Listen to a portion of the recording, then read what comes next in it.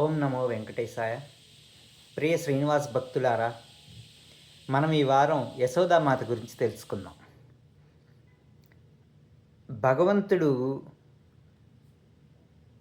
తన భక్తులకి ఎవరు ఎంత తపస్సు చేస్తే ఆ తపస్సు తగ్గ ఫలితం మాత్రమే ఇస్తాడు.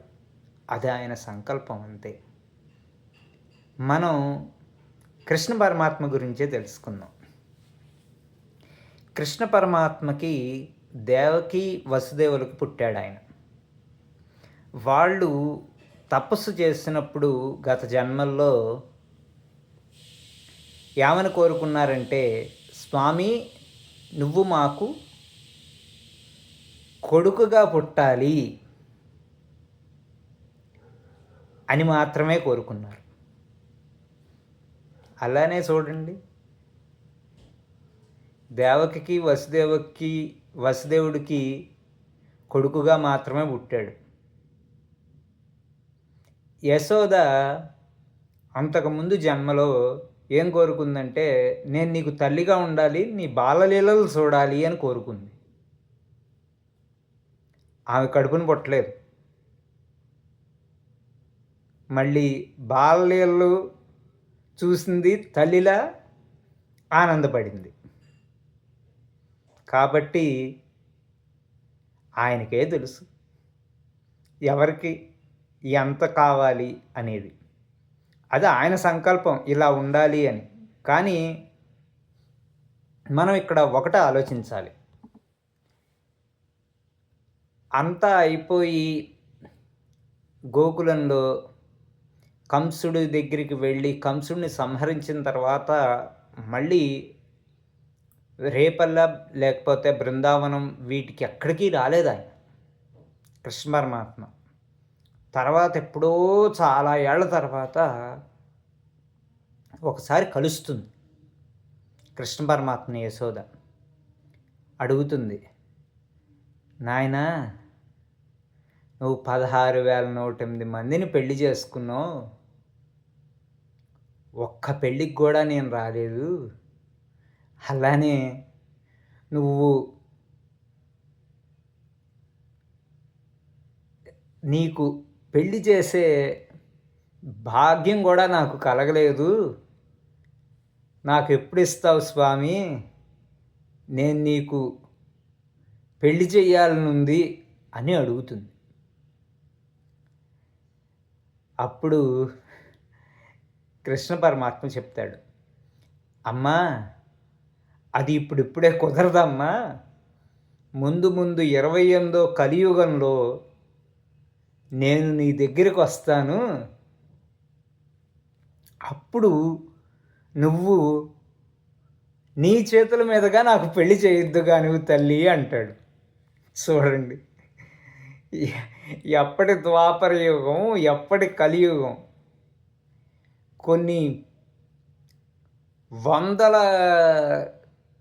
కొన్ని పదుల సంఖ్యలో, మరి వందలు అనలేనులేండి, ఎందుకంటే 28వ కలియుగం కదా. సుమారుగా ఒక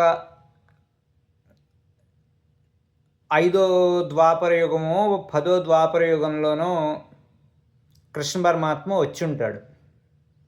అంటే 18 యుగాల తర్వాత కానీ ఆమెకి ఆయన కొడుకుగా రాలేదు. ఇంతకుముందు వారంలో మనం చెప్పుకున్నాం, నీకు ఎవరైనా దాసులు ఉన్నారా అంటే ఎవరు నాకు లేరు అంటే, అప్పుడు వరాహస్వామి ఏం చెప్పాడు, నీకు ఒక దాసిని పంపిస్తాను వకులాని అని చెప్పి అన్నాడు కదా. విషయం ఏంటంటే, తన ప్రతిరూపం వరాహస్వామి ఎవరు? సాక్షాత్తు శ్రీ మహావిష్ణువే. శ్రీనివాసుడు ఎవరు? ఆయన శ్రీ మహావిష్ణువే. వాళ్ళ ఇద్దరూ ఒకళ్ళే. ఆయన వకులామాతని శ్రీనివాసుడి దగ్గరికి పంపిస్తాడు. చూడండి ఎంత విచిత్రమో. అలా వకులామాత శ్రీనివాసుడు అంటే తల్లి కొడుకులు కలిశారన్నమాట. చూడండి ఎంత విచిత్రమో. ఎప్పటి యశోద మళ్ళీ ఇన్నాళ్ళ తర్వాత పుట్టింది. మళ్ళీ అది ఈ కలియుగం, ఈ 28వ కలియుగంలో పుట్టి స్వామికి తల్లి అయ్యి ఇప్పుడు మనకి చంద్రగిరి దగ్గరలో ఆవిడ టెంపుల్ కూడా ఉంటుంది. స్వామివారిది తల్లి కాబట్టి ఆవిడకి అక్కడ టెంపుల్ కూడా ఉంది, గుడి కూడా ఉంది. నేను వెళ్ళలేకపోయాను. ఈసారి మాత్రం ఈ భారతదేశం వెళ్ళినప్పుడు ఖచ్చితంగా చూడాలని అనుకుంటున్నాను. సరే, నా సంగతి తర్వాత. అయితే ఇక్కడ మనం తెలుసుకోవాల్సిన నీతి ఒకటి ఉందండి. మనం శ్రీనివాసుడి దగ్గరికి వెళ్ళినప్పుడు బోల్డ్ అన్ని చిట్టా పెట్టుకుని వెళ్తాం. ఏమని? స్వామి నాకు అది ఇవ్వు, స్వామి నాకు ఇది ఇవ్వు అన్నీ వెళ్ళి మనం ఏమనుకుంటామంటే, మనకి చాలా తెలివితేటలు. మనం అక్కడికి వెళ్ళంగానే స్వామిని ఇది అడగాలి, అది అడగాలి అని అనుకుంటాం. కానీ కరెక్ట్గా అలా ఆలయంలోకి, ఆనంద నిలయంలోకి వెళ్ళిన తర్వాత దర్శనం చేసుకునే టైంలో ఒక్కటి గుర్తుండదు మనకి. తర్వాత ఏదో అడగాలని అనుకుని అడిగేసేసి వాళ్ళు అలా నమస్కారం చేసుకుంటూ వాళ్ళు తోసేస్తూ ఉంటే మళ్ళీ ఎక్కడ మిస్ అయిపోతాడో స్వామి, మళ్ళీ చూడలేమేమో, మళ్ళీ ఎప్పుడు వస్తాము, మళ్ళీ ఎప్పుడు చూస్తాము అని చెప్పి ఆతృతతో స్వామినే చూడడానికి బాగా ఆతృత వచ్చేస్తూ ఉంటుంది మనకి.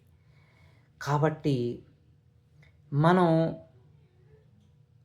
ఎంతండి, వీళ్ళు చూడండి, దేవకీ వసుదేవులు యశోదానందులతో పోలిస్తే మనం ఎంత, మన భక్తి ఎంత, మన జ్ఞానం ఎంత, మన సాధన ఎంత?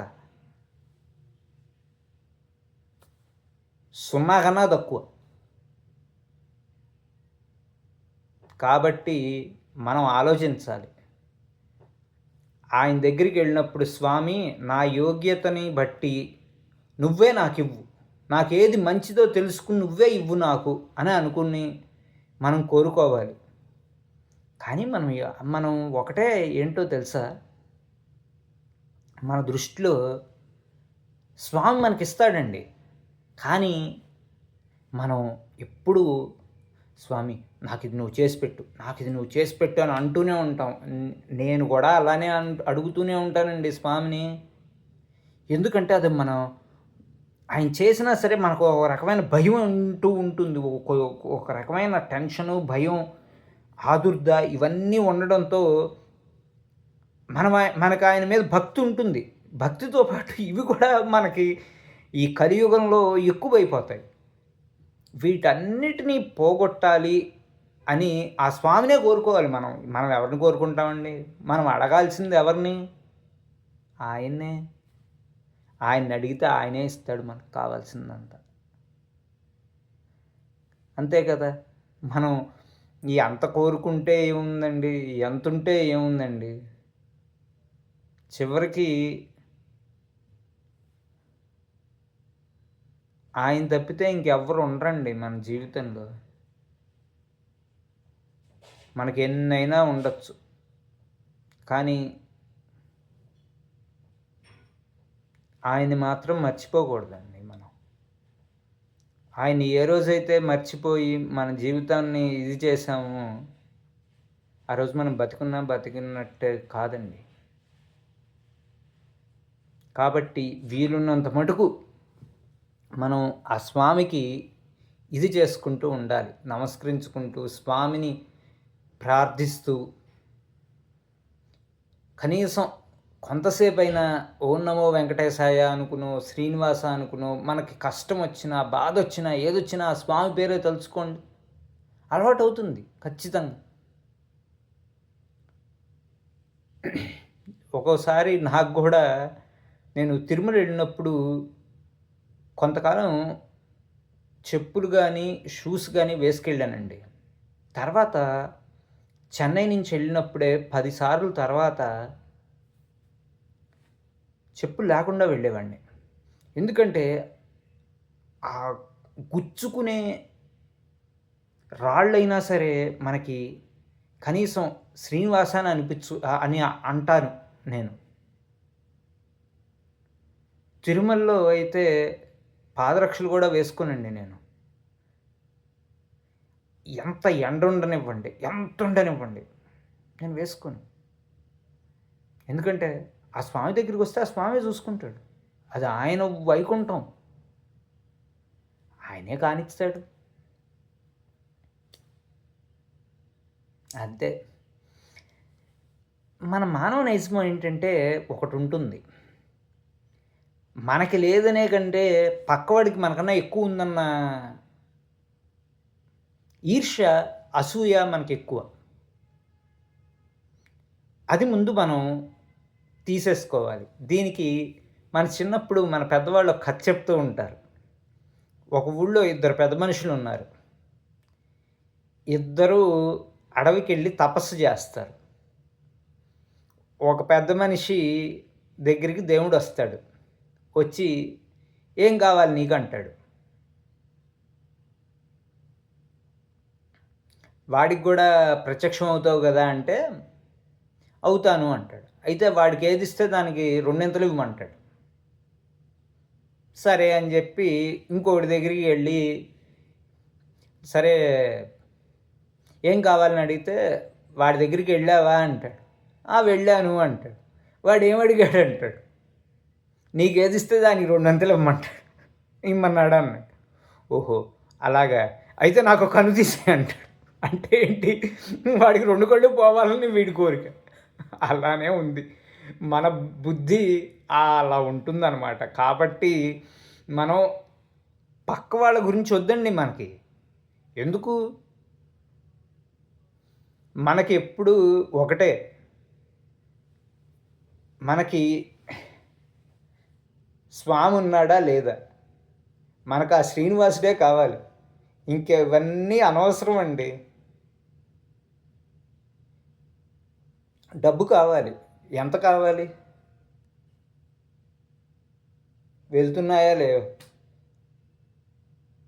అంతేగాని ఏదేదో